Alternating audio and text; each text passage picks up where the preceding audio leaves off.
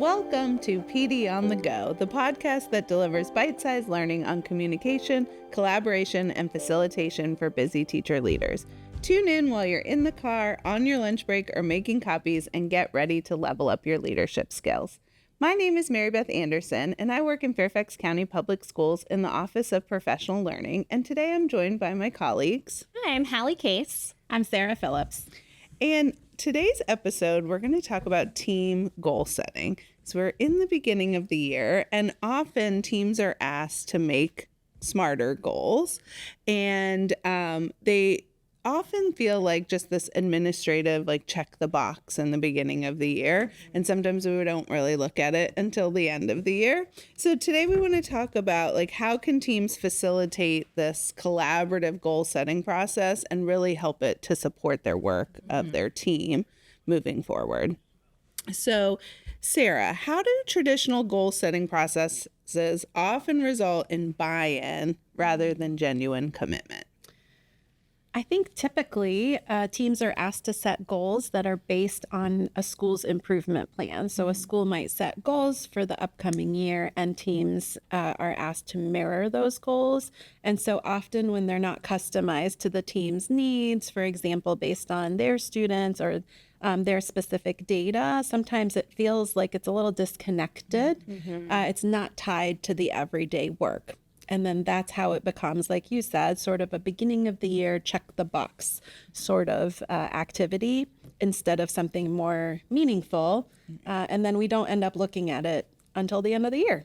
Right. Yeah. And I think sometimes even if it's not tied to the SIP, it could be teams set goals and it's based on what they've decided together, but it still feels like sometimes a top down, like we've been told we have to do this. So let's set our goal, and then it gets set aside and we just don't really, it doesn't become a part of our work. Right. Almost like working agreement. Sometimes teams like do that and then they never look at it There's again. They things set that the goal, they never look at it. Too routine, right? And when something becomes too much of a routine, it becomes less important to us. Right. So how does having this clear co-created goal help to serve almost as like a leader for a team and a self-led team? Because we talk a lot about how can teams lead themselves and get the work moving forward. So how can this goal help, Hallie? Well, I think that sometimes a challenge with CLTs, aside from goals, is that there's so many things to focus on. And it's sort of like we have this vast menu of things we could choose to do. And how do we know what to pick? And so centering a goal can help focus the time. Like if our teams have 1 hour a week. So if all the work that they're doing collaboratively together is in purpose and to serve achieving that goal, then it can support teams in narrowing the work and help driving the work that the team does and selecting the tasks that they want to do collaboratively. Yeah. I think it also builds that collective efficacy when you are co-owners of that goal and you've co-created it. And so as a team, as you see your successes building, you feel more confident and you feel more enabled to do more of the work. It also can drive a lot of the learning too. So as professionals, maybe our learning can be, like you said, Hallie, more focused because we are focusing on one area or one goal that we have chosen together. Yeah, you're like more invested in the results. And you think about teams that if every week they're talking about a different thing, then sometimes it's hard to do all of those things really well. But if you can stay focused on one, I also think about this, we have done an episode on the team impact matrix, and one of the hardest teams to move forward is teams who have low function but high impact, because it's hard to get them to work together if they're doing well with their student achievement. But I was thinking like one goal, having a co-created goal could really help that team, because then they understand why they're coming together. They have this shared interest in moving forward and how they can do it. So how could a teacher leader put this into play so that their team could have this co-created goal that drives their work? I think we've talked a lot about structures and having a protocol to follow so that all voices are included is very important. So maybe using something like an affinity process where we're all putting our ideas on the table and categorizing them and then coming up with a goal could be one way.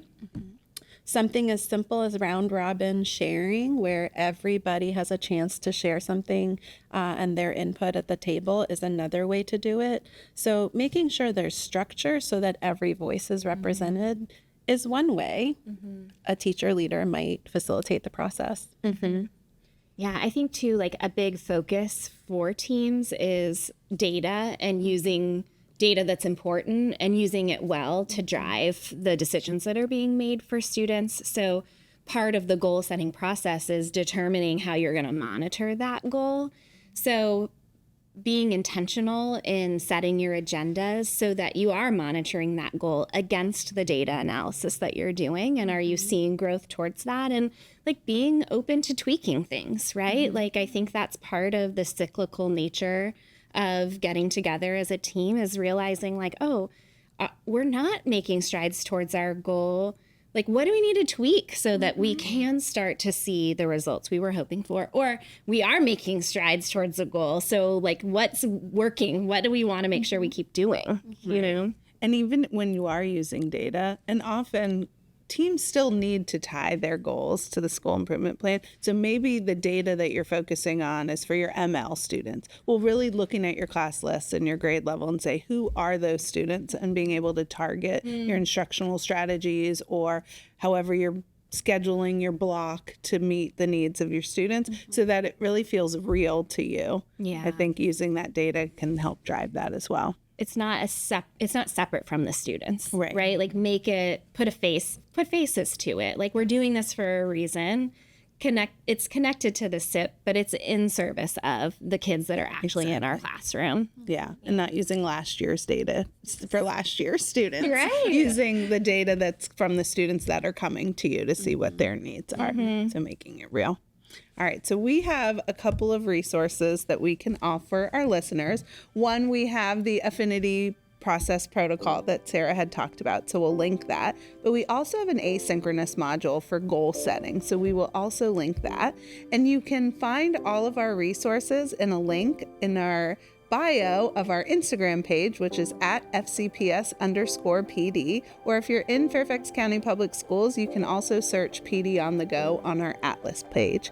So thank you for joining us today, and tune in next week for more PD on the Go.